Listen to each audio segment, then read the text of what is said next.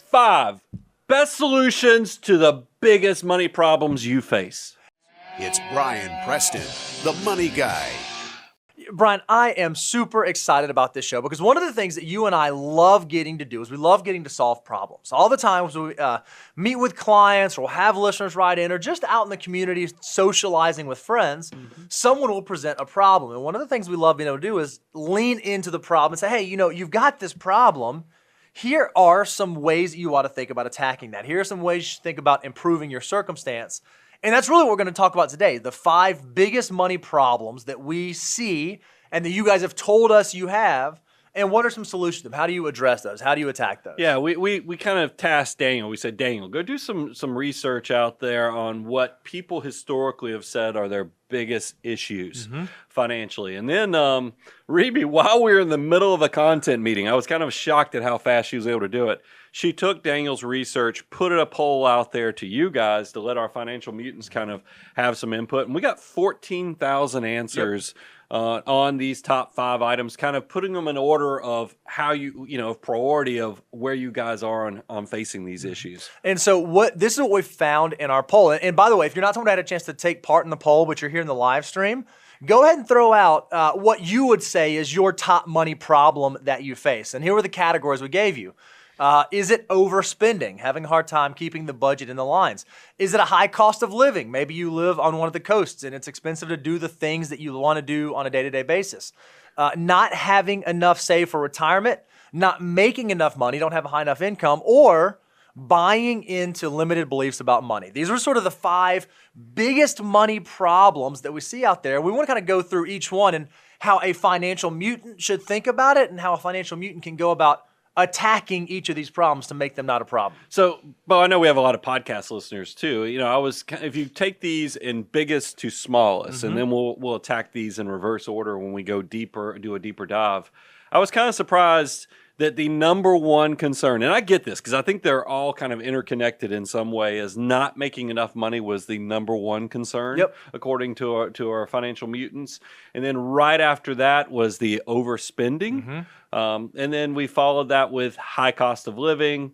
And then we dropped down to not having enough saved for retirement. And then the last one, which, this one is probably underreported because I think that it's more of a blind spot that people don't even realize, is just buying into those limiting beliefs. I've shared my own stories of growing up in a household where I didn't think people, wealthy people pay taxes, that, had to be, your parents had to have money for you to have opportunity. I bought into a lot of that stuff. So we want to kind of help you work through some of those limiting beliefs. And so that's the first one we're going to go through. Let's dive right into that. And I think as we were trying to come up, because limiting beliefs is not an idea that folks are common. It's not language that a lot of folks know. So we try to think about what would be something more all-enveloping that would capture what the problem is. And we said it's really the public thinking, the average person thinking, hey, I can't be rich. It's not for me. It's not in the cards for me. And we would argue that in itself is a limiting belief. Well, so much of getting started, whether you're talking about the concepts of deferred gratification, all the wealth creation steps of putting money to work outside so you don't have to work with your back, your hands, your brain. There needs to be a behavioral component on that. We've heard that so many times that a lot of this is driven by behavior. So if you personally don't believe that you have this opportunity, you're not even making it out of the gates. And that's something that we want to make sure that you can kind of understand what is the voice in your head. Because if you ever go to any type of counseling, that's the first thing they're going to say, whether you're talking to a significant other or your financial output, is what are you telling yourself while you're taking a shower, when you're having that voice come on in your head? What is that voice actually telling you? That will drive a lot of where you actually fall in choices, opportunities, and then how you feel about life in general. Yeah, Brian, we've been doing the show for long enough now. We've been working with clients for long enough, and we've just been in the industry long enough that we wanted to talk about some of the limiting beliefs that we often hear be thrown out, specifically as it relates to wealth building. And here's just a few that we came up with. This first one, The stock market is like gambling. Oh yeah, we hear that all the I time. hear that all the time. It's people thinking that, oh, well, it's not something, it's just luck. It's luck of the draw. You know, maybe I'll make some money, maybe I'll lose some money. I would argue that's a limiting belief because people aren't truly educated on how the financial markets truly work. I mean, we'll talk about it a little later. I grew up in a house where our only investment was CDs. Yep. Because my dad had this horrible experience share of somebody cold calling him and selling him a stock that was inappropriate for him. And that one decision to take that one, day trading or cold call changed his whole outlook on how investing works. And he did equate it to gambling. So that was a limiting belief for my household and had huge financial ramifications. How about this one? This is one that I grew up with. Investing is rigged for the wealthy. Yep. Yeah, you can make a lot of money investing, but you got to have the right last name. You got to already be in the game. It's a mechanism for wealthy folks to become wealthier. That is the thing, probably the biggest limited belief I grew up with, that as I began to get a financial education, they kind of flipped everything on its head for me. Yeah, I mean, I want you to use, if you come from humble beginnings, use that as the energy that drives you, because I can tell you, most wealthy families are worried their kids are ruined by the exact opposite side of this. So pay attention to harnessing that energy of that you can do better, because we're going to show you in a minute the solutions that show you that there is not a better time to be alive to take advantage of investing. Now, I love, because, in the chat, right, obviously, if you're listening to this live, there's this chat going on, and some of the things that some of our folks are saying is, hey, but we're financial mutants. A lot of the limiting beliefs you're talking about, we don't struggle with. We have that under control. What about this next one? It can't go any higher. Market can't go any higher. It's too frothy. It's done too well. It's made too much. Oh, we're in for a problem. Yeah, it's just a matter of time before it just crashes down. And I always think, do people think it's going to zero? Yep. I mean, what do they think that is going to happen? And so that is definitely a limiting belief. And you kind of said it. Not only can it not go any higher, but it's going to crash any time now. Yeah. That's the next one. We're going to see a significant downturn. So we said, okay, let's do a little exercise as it relates to this idea of, market seems kind of frothy, right? So I want to show you a picture. Now, if you're out listening to this in audio, if you're listening on iTunes or Stitcher or iHeartRadio, you can't see the screen right now, but we have a stock screen, and it starts on the left, and it shows a market. This is the market going from left to right, and it's going from the bottom left to top right. It's kind of walking up a mountain. Well, and here's a good visual. I always tell people when you're talking up, and you just said it, mountain. Mm-hmm. I look at investing for the long term, and you can visualize the Price is Right and the yodeler that they had, where you are walking up this mountain with a yo-yo, meaning that markets every day are going up and down, up and down. But as you walk higher and higher, your elevation is increasing. Your total portfolio over the long term is going to do better. So when you look at the visual of this, all my listeners who can't see this out there on YouTube, this looks like a mountain, even with a few cliffs in there when we had market downturns, because this was a full decade. Bo, what's the rest of the story on this? Here's the rest of the story. You might say, well, I certainly wouldn't invest at the end of that. I wouldn't invest at the top of the mountain. Well, this is just a chart of the S&P 500 from 1980 to 1990. So can you imagine if you made the decision in 1990, you know what, the market can't go any higher. I'm done. I'm out. It's done all that it can do. I'm going to sit this one out. That would have been a pretty substantial mistake. Okay, let's look at another one. What about this chart? Now, this one is even steeper, right? This one, it doesn't even have the same undulations. At least, in that last decade, we saw that there was, I think you called it a cliff. This one is much more of a steady walk up the mountain without a lot of downturns.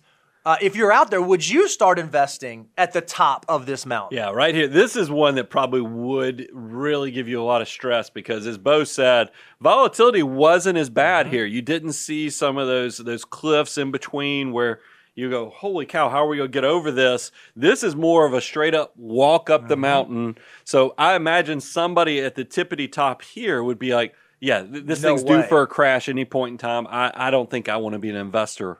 And here's the thing. This is what it was from 1990 to 2000. So this is the period immediately following the last decade we just looked at. So if you were that person who said, oh, man, market's too high, market's too frothy, it can't go any higher, this is the decade that you would have missed out on if you just said, I'm done with investing. I'm out of this. So this is the challenge. If you are listening to this, I'd love for you to come, document where we are timestamp-wise and come back and watch this on YouTube, because where we're going to go from here is that we've just taken a snapshot from 1980, and we're going to go ahead and blow this out to where you can see it from 1980 all the way to 2020. Did we go all the way out to 2020? Yep. And you can see, guys, those other previous times that we thought all-time highs, you would be insane if you invested, now look so tiny. That's right. In comparison to where we are in 2020, and yet we face the exact same question. How do we invest right now when markets are at all-time highs? You'd have to be crazy. So I think if you want to be a successful investor over the long term, you have to have an understanding of what this limiting belief is. You have to recognize that over the long term, more often than not, the market is going up. And what you hope is that the market does hit new all-time highs. And you hope that it continues to hit new all-time highs. And you hope that if your timeline is long enough, it doesn't matter if the market is at an all-time high right now. Because if you think it's high right now, wait till you see it 10, 20, 30, 40 years from now. Yeah, I mean, let's get some basic understanding here. Markets go up 80% of the time if you look at it year over year. So 8 out of 10 years, markets are going to be making money. Yep. That's pretty good odds to your favor that you're going to be okay. But yet there's a disconnect, because if you ask and actually poll the American public and say, hey, do you think markets will be higher next year?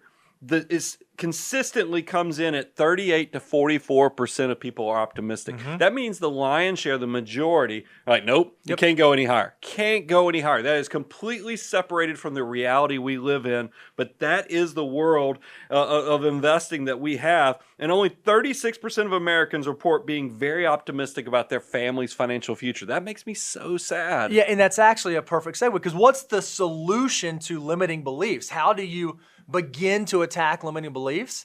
Our opinion is that you ought to have a positive outlook. Instead of being in that 38 to 44% of Americans say, you know what, I think that next year the market's going to be lower than it is this year.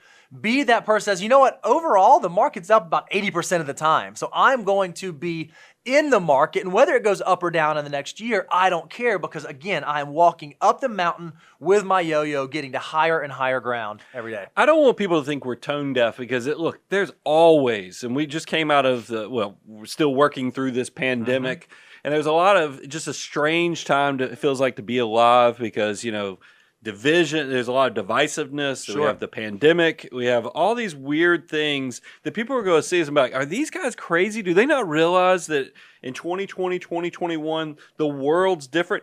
I just want you to know there's constantly, and there are charts we could have thrown in here, there's always going to be something negative that could derail you and keep you on the sidelines. But my feeling is, look, there's always going to be negative stuff out there, but long term, there's a lot to be looking forward to. And we'll get to what the driving factor of that is.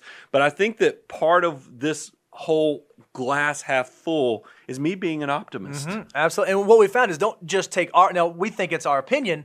Hey, you should have a positive outlook. But one of the things that we do every year is we poll our clients that have come from the Money Guy Show, and they are the true financial mutants. And we just ask millionaire clients, hey, do you consider yourself to be an optimist? And what we found is that 83% of millionaires in our study said, yeah. I think by and large, things are better than they are worse. By and large, next week will be better than this week. Things are going to move into a positive direction. They are glass half full, not glass half empty. Yeah, and this kind of gives me to the aha moment for you guys on why it's great to be an optimist, is that these are weird times right now, but if you think longer term, remember, whenever we're talking about money decisions, investment decisions, we are talking about 5 to 7 years in the future at least. So if you start thinking about what does the world look like 10 years from now, 20 years from now, 30 years from now, guys, we're not done. I mean, I have so much confidence in the human condition to want to continue to expand, to continue to grow. Think about civilizations and how much innovation occurred. When we go back, if you've ever been over to Europe, and I can remember the times I've been to Venice, or I've been to Venice once, by the way.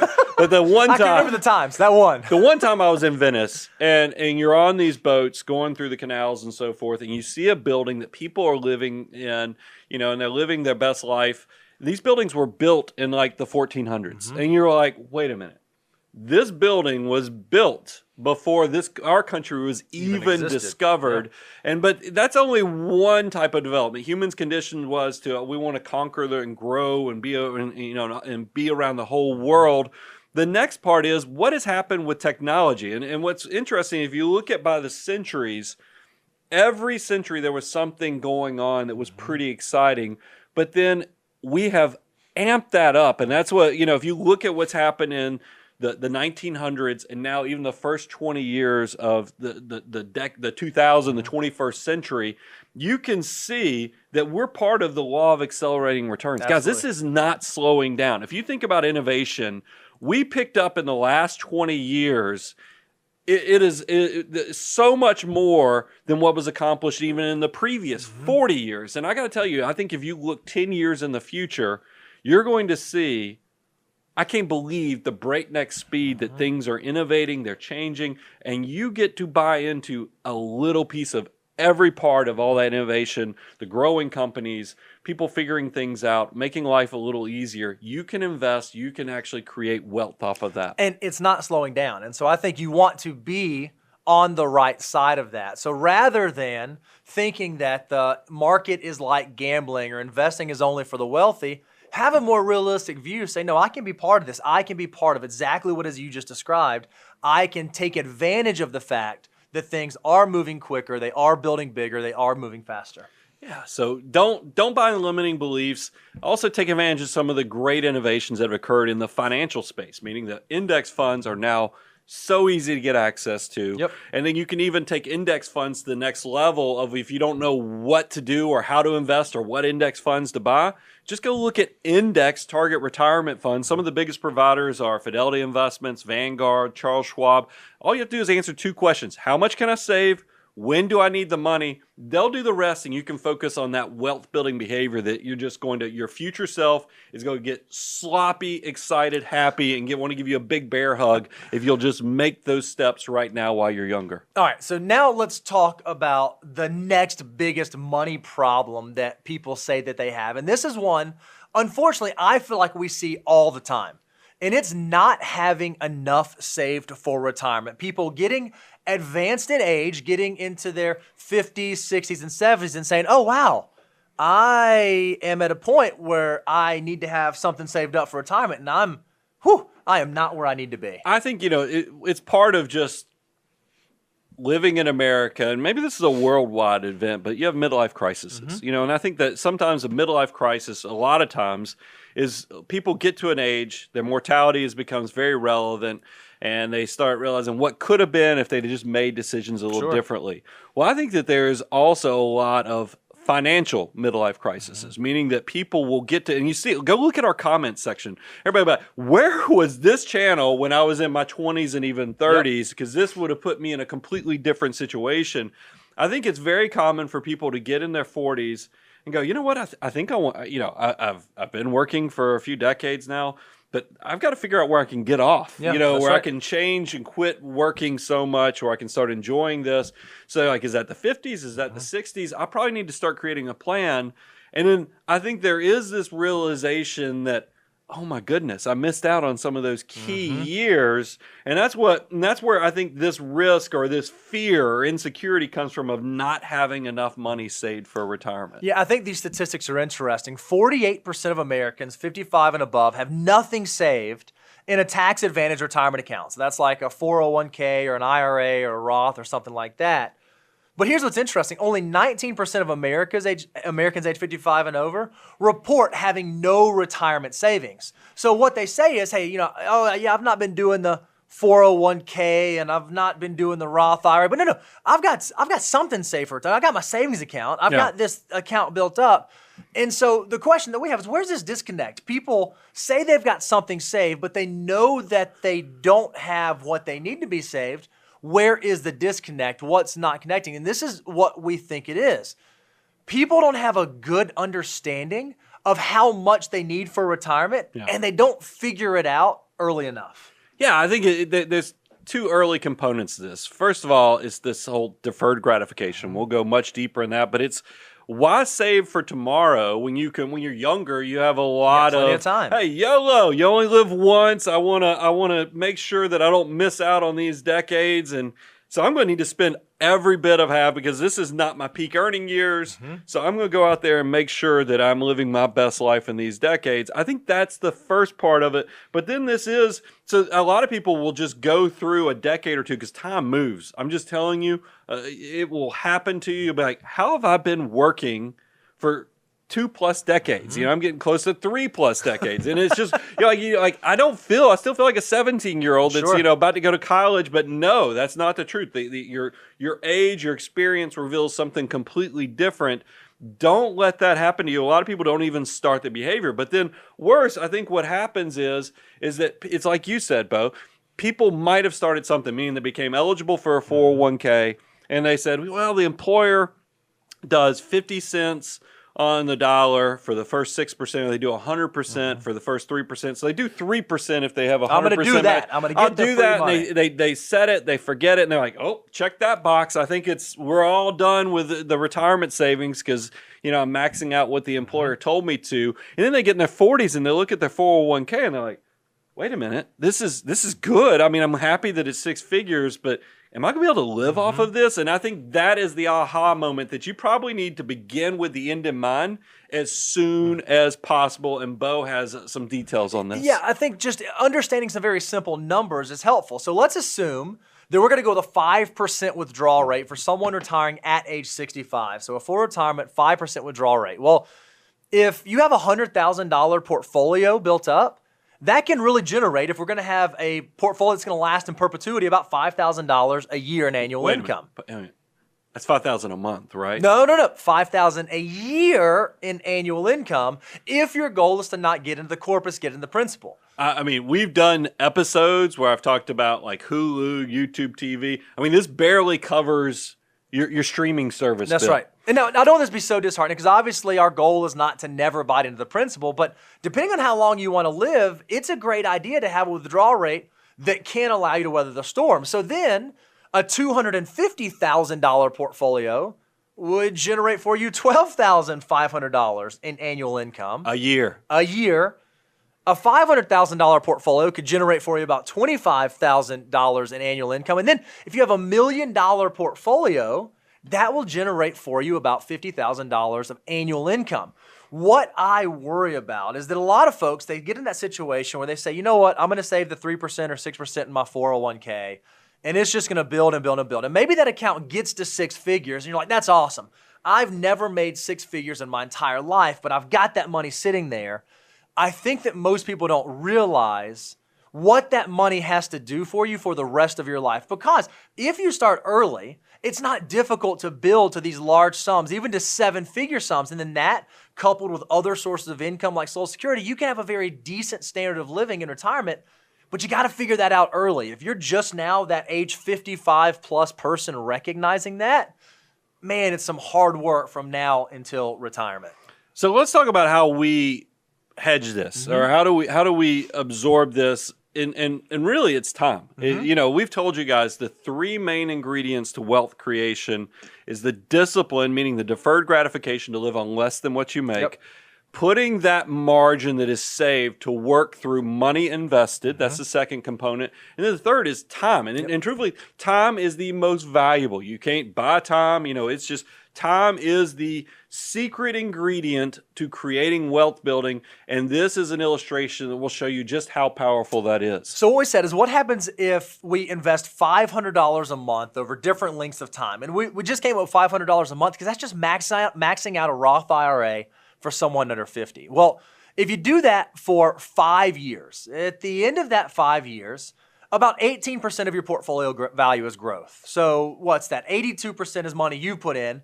18% of that is growth that is done. So that's exciting, but it's not life-changing. It's not mind-blowing. Well, it's not affirming from a behavioral standpoint. And I think that's the biggest part that people get frustrated because it doesn't matter when you start. If you start in your 20s, you start in your 30s, or even your 40s, after you just discovered the Money Guy Show and you heard us talk about investing in target index, funds, you get to work 5 years in the future. You'll look at your portfolio and be like, yeah, this was exciting.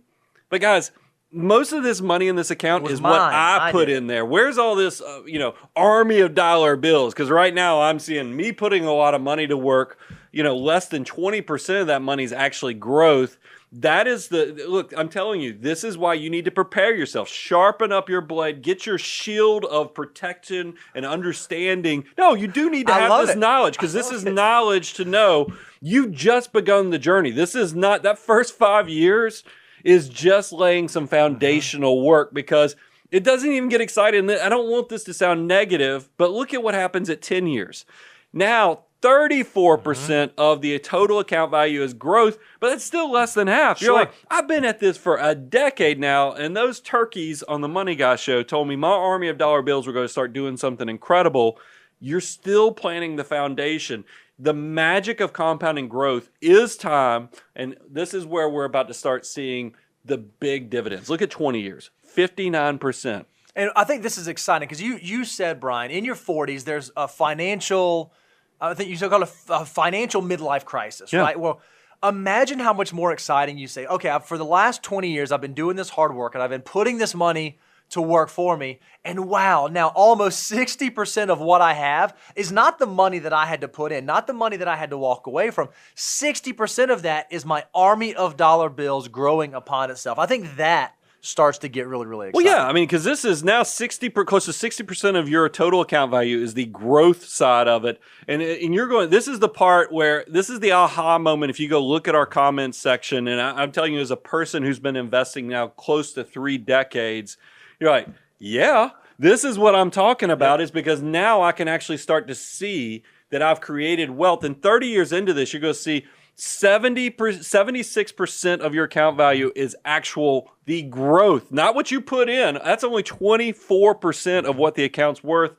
then you take that out to a full 40-year investment. 86% of your investment is going to be the time that it was worked and the growth that was created in that time. You're only going to be 14% of that actual investment. But that's hard to see when you're that 20-something or that 30-something who starts the first investment, because 5 years into it, you're going to be like, where's all this? Yeah. This is not the critical mass. This is not where this money's replacing my wages. Yep. Where is that magical thing these guys are talking about? Consistency and time are going to be your friends. Stay the course. I don't care what's going on out there in the world around you. Keep buying. Stay consistent. You will be rewarded. And it's back to that sloppy excitement that your future self will just come to you running up with tears and hug you and be like, thank you for not, spending crazy on those vacations or doing weird things in your 20s and 30s that we didn't invest for the future, because now I'm living my best life ever just because you took a little bit, just a little bit of today for that great, big, beautiful tomorrow. Now, here's the thing that you have to do, right? So in order to have, after a 40-year working career, in order to have 86% of your portfolio be growth, it has to be invested. It has to be put out there to be working for you. I think that's another common disconnect that we see with Americans. And this is one that's really, really sad, because all the time we will come across folks who've done the absolute hardest part. Yep. You said the hardest part is the discipline to put aside that little bit of money. And maybe they even had enough time to do it, and they did it for a long time. They'd save X% of their paycheck. But they never understood, you know what? I can actually put my army of dollar bills to work for me instead of having them just sit dormant in my savings account. Yeah, I've shared this before. This is an experience share of my own life, in the fact that my parents' money wasn't wasted. I grew up with parents that didn't make a lot of money, but man, they did not waste that money. Sure. The problem is that previous slide that showed how powerful your money was over the long term, my parents' idea of an investment was CDs. Yep. Really the savings account, CDs, if they had a little extra that they were thinking long-term with. And the problem with that is it just doesn't ever allow your money to get the true benefit of compounding growth. Meanwhile, my father-in-law, also very good. Both my father and my mother-in-law were good with saving money, but they put it into the Fidelity Magellan Fund back when the Fidelity Magellan Fund was rocking and rolling. I mean, Peter Lynch was just defying gravity and the fact that the accounts kept going up and up and up. So we wanted to show, and that's why I tell you the experience share, because you guys, when we show you the chart, we're going to show you from 1985 all the way to 2000. If you think about that 15-year period, the reason we chose that window is because that is my parents and that is my father-in-law and my mother-in-law. But I want you to see how the exact same dollar amount invested has a completely different answer at the end. I mean, a huge difference. And all it is that incremental decision of one chose to stay in cash and CDs and play it safe. The other decided to let their army of dollar bills work. And I'm telling you, the rest of the story will blow your mind. Yeah, if you took those two individuals and they both started in 1985 with $50,000, the person investing just in 1 year CDs, getting the interest rate, rolling it through, at the end of this 15-year period would have about $118,000. So yes, their money did double. That $50,000 turned into $118,000.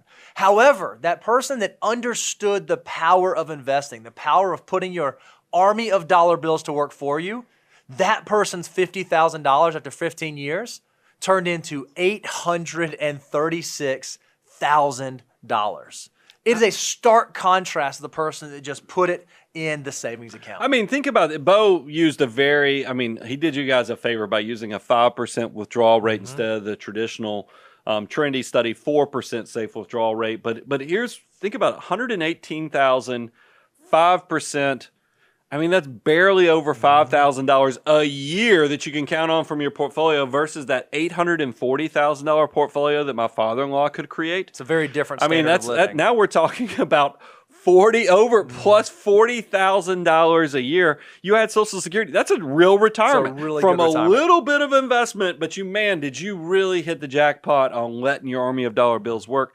So make sure you understand the difference between saving money versus investing money, because saving is the most important behavior, but you got to actually put it to work so it can turn into your army of dollars. So what's the solution to not having enough saved for retirement?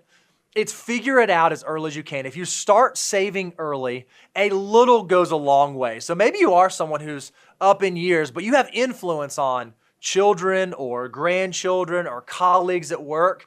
Get this in their minds that if they can start early, the path is so much easier. And we even have another illustration showing if you want to be a millionaire when you turn 65, starting at dead zero, how much do you have to save every month? Well, here, what's amazing is a 20-year-old only has to save $95 a month to be a millionaire by the time that they get to 65. But if they wait until they're 30, it goes up to $270 a month. If you wait until you're 40, well, then you have to save almost $800 a month. And if you don't figure this out, if this doesn't start clicking for you until you get to 50, to end up in the same place that your 20-year-old self could have ended up in, instead of only saving $95 a month, you have to do the hard work of saving almost $2,500 a month to end at the exact same spot. This is why if you have that green-eyed jealousy thought that, man, you look at somebody, you're in your 20s, and you look at your boss who's in their late 30s or 40s, and man, I wish I had what they had. Realize you more than likely could have more than they have if you just will start saving and investing. Because I have people in the comments section, and we've seen it with clients, where people who turn a little into a lot just by recognizing time invested is a super powerful component in this whole process. All right, so let's talk about the next big money solution or big money problem that we see over and over. And this one is a high cost of living. This is one, I just had this conversation yesterday. Got my annual physical, and I was talking to somebody at my doctor's office Kristen, shout out to you.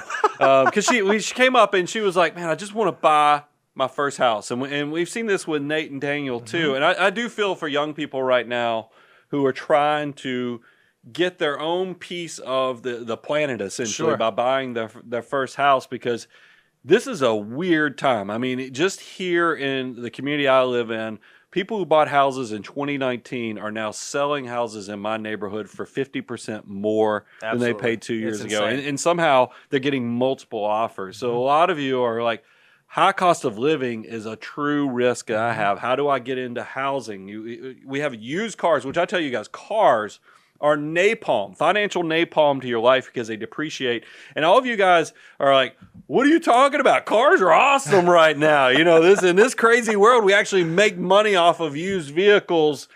I do want to give you one thing, and is this too shall pass. We're in a very unique time right now. I know that that's worth about a nickel and a cup of coffee, but we're going to give you the actual solutions of how to deal with this. But I feel for you, and that's why we wanted to kind of address this, give you some thoughts, but some of this is just going to have to be hang in there, and your opportunity will come, because just like when we have inflation and other things, there does come wage increases, or there are behavioral things you can do. Even if the wage increases don't happen because of inflation, there's things you can do to put yourself in a better financial situation. Yeah, I think right now it's easy. We all focus on housing because that's what we're all seeing so much. It is a white hot market right now. But what's interesting is I don't want you to feel like this is isolated to you or your part of our country where you are, because a study found that 44% of Americans cite the cost of basic living expenses as their biggest financial concern. And this is how they broke it down. 17% of respondents said that healthcare costs, either now or in the future, are their biggest concern. 10% said that college expenses, so I'm curious to know if this is young people saying college expenses or maybe parents talking about college for their kid. 9% of respondents said the cost of owning or renting a home was the thing that gave them a lot of pause and made them lose sleep at night. And then 8% said that just overall high cost of living and or inflation, the cost of living increasing through time, is their biggest concern. So this is not isolated. This is not something that in one part of the country people are feeling this. A lot of folks, especially I'm going to say young folks, life gets expensive, especially when you come, you're 16, 17, 18, and all of a sudden you start in your first job and you start in the real world, and you're like, man, well, this is different than it used to be. This is sort of eye-opening. I think about my 20s, the shock and awe moment when you realize how much more expensive adulting is than you thought. And then fast forward and you get into the next decade or next season of your life where, you're trying to figure out bigger, housing arrangements because you have a growing family, you have kids that are expensive. That's why we call it the messy middle. That's so, right. I mean, it feels like life is a little unbalanced in the fact that while you're struggling to you're not in your peak earning years, it seems like you have the most life things pulling at your back pocket between just getting started, getting foundational, and then you've got the messy middle. Meanwhile, we know every one of those dollars is the most valuable dollars because whatever you invest in your 20s and 30s has got an exponential multiplier on it that you'll never get that opportunity again. So we think, how do you navigate this is you just need to kind of understand guidelines or have a plan. Create a plan. Don't just float through life. We have created, and we're going to give you some of the steps, but we've created the 9 steps of the financial order of operations. If you go to moneyguy.com/resources, this is going to be foundational, but we've gone ahead and we're going to go a step further on this show and give you some of the guidelines of what are the basics you just need to kind of pay attention to as you're trying to figure out how you turn your little into a lot for the future. I think for all of us, we don't get to choose whether life gets expensive. I just think that it does. You said it. As life happens, it naturally becomes more expensive. So hopefully these guidelines will allow you to keep you on the right path towards building financial independence. And here are some of the Money Guy guidelines we're just going to throw out to you. Number 1, make sure when you start, you have your deductibles covered. That is why it is step number 1 in the financial order of operations.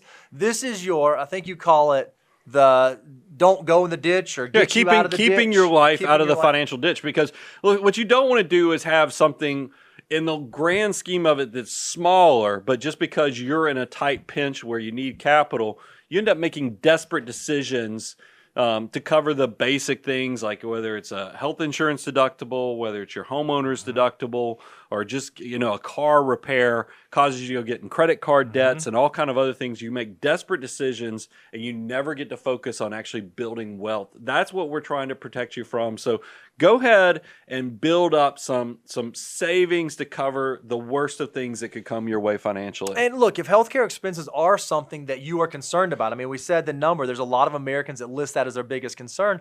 Make sure you understand what resources are available to you. If you have a highly subsidized Cadillac health insurance plan available through your employer, take advantage of it. If you have a high deductible plan, but maybe you're young and healthy and you don't have a lot of healthcare costs, think about utilizing a health savings account. Think about building up tax-free dollars so that you can offset some of those costs in the future. Make sure if that's something you're concerned about, there are ways that you can attack those concerns. Another guideline that we see after you just having the basic cash for the emergencies is just being careful with debt in general. And primarily we talked about here, I know for younger people or even parents who are planning for college expenses, try to be realistic with student loan debt because that is a new thing. I hate that it is kind of creating a sense of hopelessness with a lot of families because student loan debt has become a true tragedy in something so positive, which is education.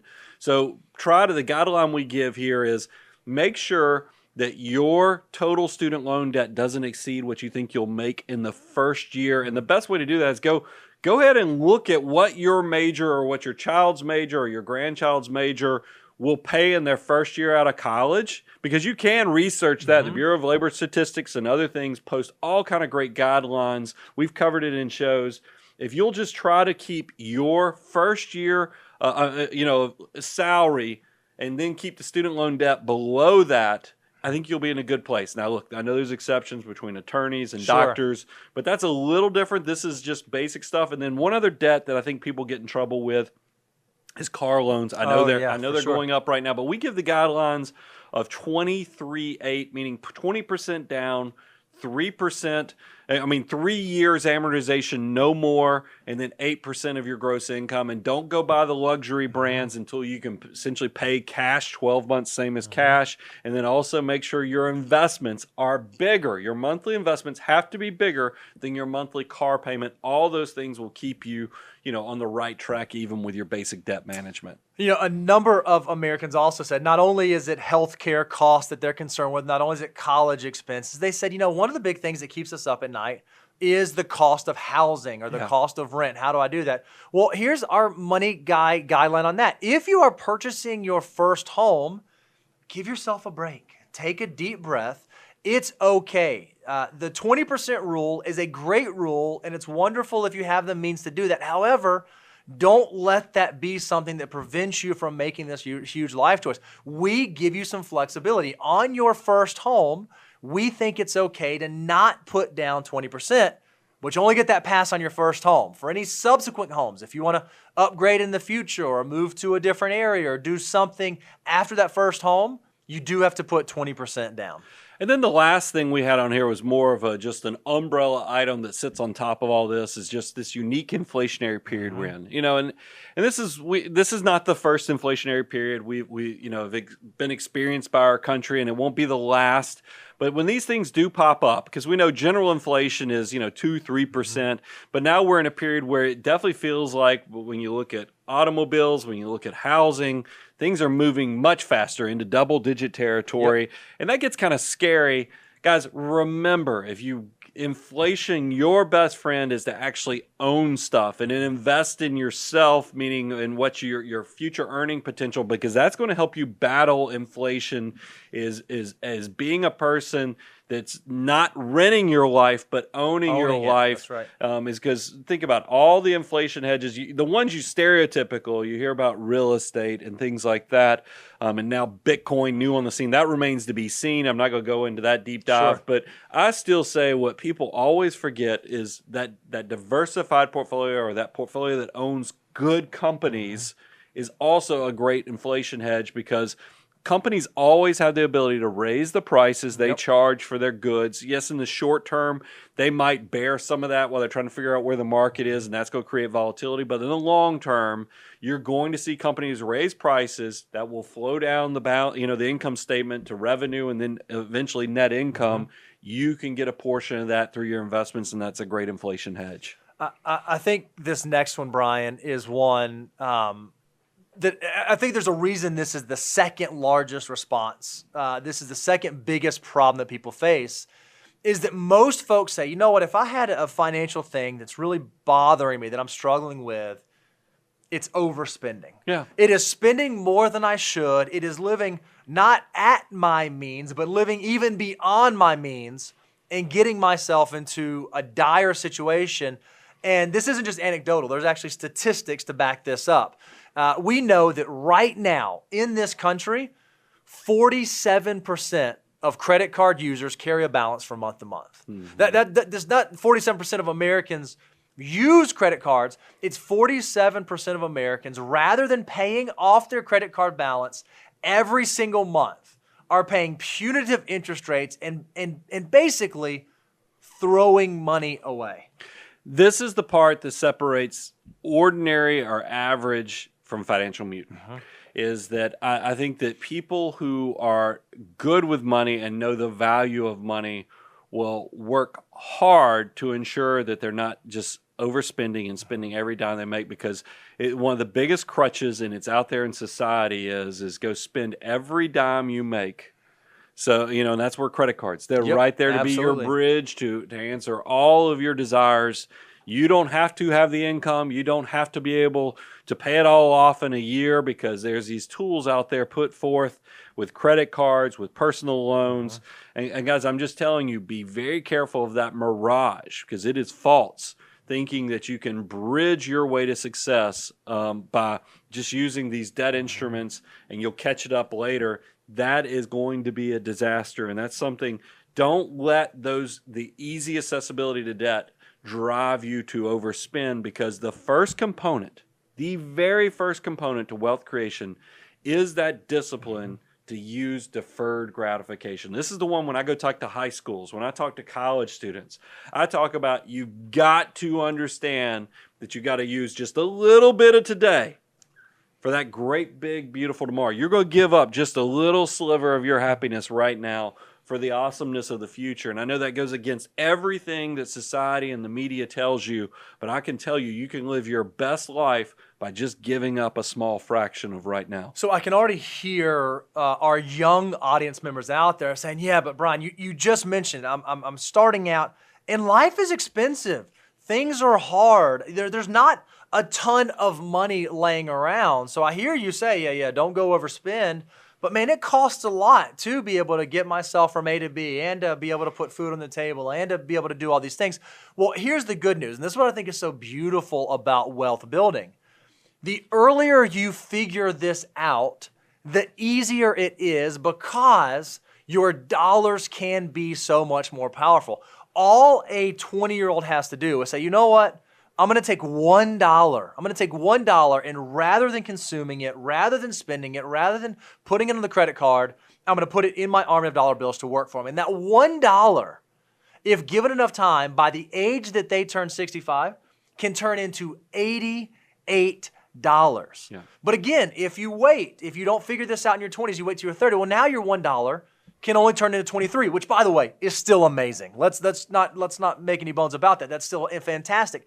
But the earlier you can figure this out, the easier it becomes. So if you can master deferred gratification when you're the 20-year-old that's making minimum wage, or the 18-year-old making minimum wage, or whatever it is, the easier it's going to be to continue to master deferred gratification when you get that first pay raise, when you change jobs and get that increase in standard of living. When you get into your 40s and you hit your peak earning years, you won't find yourself falling into that trap of overspending and overconsumption if you can constantly reaffirm, hey, this is why I'm deferring gratification, because I am building that big, beautiful tomorrow. Well, that's what you've got to understand, that while money's so tight in your 20s and 30s, let's create some coping tools that will actually help you through this. And that's what budgeting, so that you can figure out, how am I going to craft a little bit of this money that's it's so valuable, but I know it's also so tight.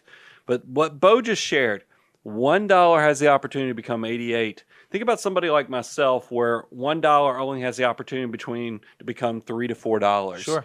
There's a huge difference between that 20-year-old versus somebody in their late 40s. Yep. So, yes, I'm in my higher earning years, but every dollar you have when you're in your 20s and 30s is just so tremendously powerful. Make sure you're taking advantage of that. Yeah, and again, you already said this. One of the components of wealth building, the first component, is discipline.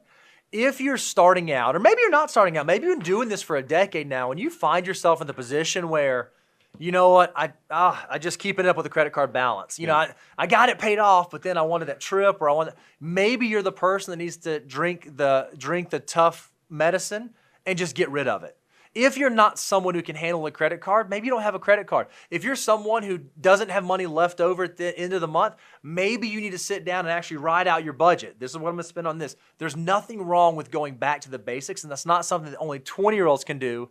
A 50-year-old can go back to the basics to reaffirm what they know will work to get them to where they want to be. Well, this is why it's a false promise when you use credit card as a bridge for a better future. It's because you're not only just losing out on just the interest that you're paying for the credit card, you're losing out on the opportunity cost of what that money could become if you had just lived a little bit more disciplined instead of just paying the interest on that credit card. What if that money was invested? Because that's the true cost of this, is because you'll never get that opportunity for that $1 to become $88 again. So, and then it gets amplified in the fact that not only did you miss the $1 becoming 88, but you paid just outrageous interest typically on that credit card interest where you turn compounding upside down, and it now is an adversary versus one of the driving factors of your success. Don't fall into that trap. It happens way too often. We live in a society that makes that feel like that is what you should be doing. I can tell you from working with wealthy people, creating wealth from humble beginnings, is that you do it this way and you're going to live your best life, not falling prey to all the voices that are out there in society telling you consume, consume, consume, run up debt. It's a false promise, and I don't want you to fall in that trap. All right, so the number one, when we polled you guys, said, hey, what's the biggest money problem that you face? The number one highest responded to issue was not making enough money. And I think this is something that even financial mutants can end up falling prey to. Hey, I just don't feel like I'm making enough money to be able to do the things I want to do and be in the place that I want to be in. This falls back into that mental trap that earlier I was talking about. When you start investing, after you do it 5 years, after you do it 10 years, you're like, where's all this rate of return, the compounding growth these guys are talking about? Well, the same thing happens with your wages. I think sometimes when you come out, especially some of the better opportunity areas, you have to go build an expertise first. You have to give it time to essentially develop the skills that are so valuable to society that an employer or a business that you started pays you extra. It doesn't happen overnight. This is another one of those false promises that I feel like society puts forth. Is they show all these people in their 20s and 30s on Instagram that are living luxurious life.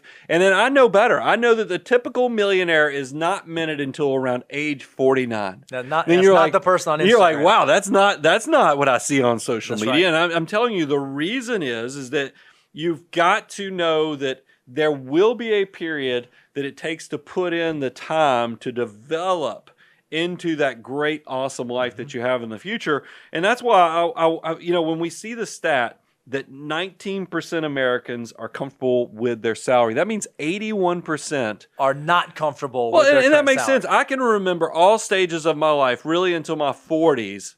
I was like, man, I just don't make a lot of money for all the time I put in school, all the time. Think about, I think about even our associates. The first few years, we pay a great salary. But you are developing so much in skill here. It's not until you've developed that expertise that you can be rewarded. And I worry about how many people, because of the false promises of society, they leave careers, they leave ventures 3 or 4 years into it when maybe they just needed to gut it out for an extra year or two before they started actually pulling the fruit off the tree.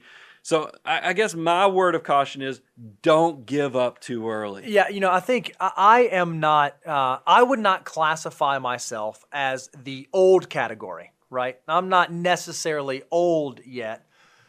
I think that, but does I'm that mean you're looking over here? Because I don't consider myself old either. I'm just saying, I'm not exactly young either. So I'm kind of in this middle ground. One thing that I always encourage young folks who are coming out of college, I talked with our intern this year about this, there's nothing wrong with putting in the work.